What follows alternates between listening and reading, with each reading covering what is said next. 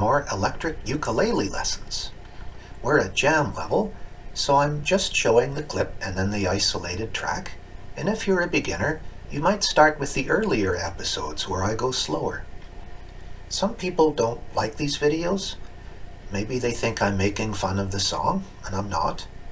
Maybe they don't like my playing, or they feel using all these pedals is cheating. But to me, when you play any electric instrument, you're part musician and part electrician. And I think some of the fun of an e-uke is stretching its limits with these effects. So for gear, I'm using a clear water tenor uke with a compressor, octave pedal, pitch shifter, and Zoom G3XN. Next up is the settings and tab, and you can screen cap them if it's helpful. Tune your uke and let's play.